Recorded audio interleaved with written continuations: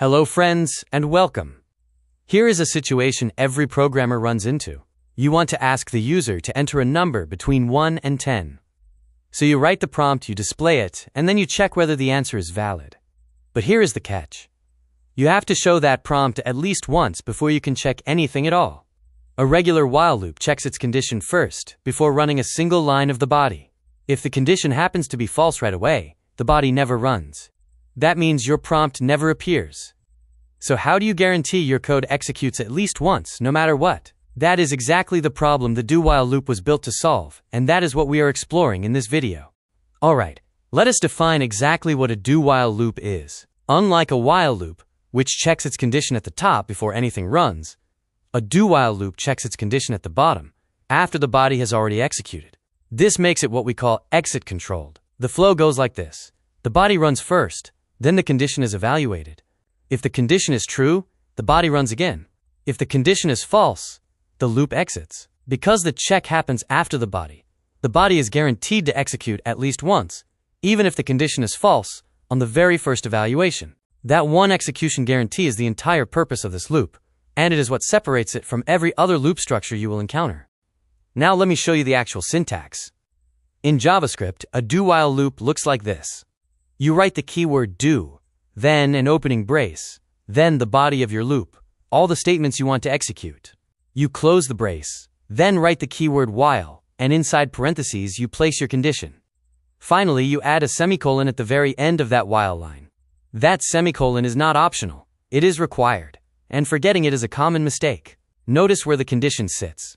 It is after the closing brace, at the bottom of the structure.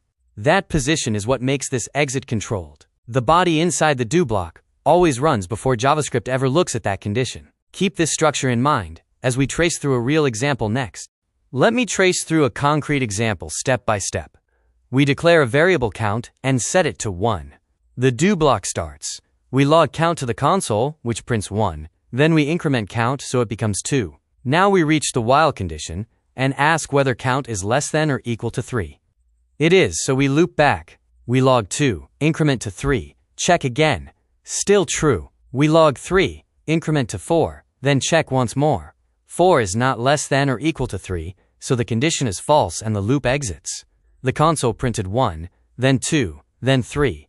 3 iterations, exactly as expected. Notice that we always reach the condition check after the body ran, never before. That is exit-controlled execution, working precisely as designed.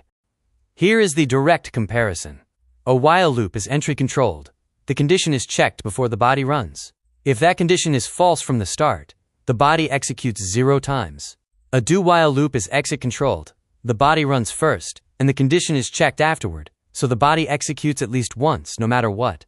That single structural difference determines which one to reach for. Use a while loop when it is perfectly valid for the body to run 0 times, say iterating over an empty list. Use a do-while loop when the body must run at least once, before you can even have a meaningful condition to check, like displaying a prompt, and then validating the response. Same looping logic, different point of control. Next we will look at exactly when to reach for each one in your own code. Alright, let us bring it all together. A do-while loop gives you one ironclad guarantee. The body runs at least once, because the condition is checked after the body, not before. That makes it exit-controlled, which is the key term to remember. The classic situations to reach for it are input validation, where you need to show a prompt and collect a response before you can check anything, and menu-driven loops, where the menu must appear at least one time. Your decision rule is simple. Ask yourself whether the body needs to run before any condition can even be evaluated. If yes, do-while is your tool.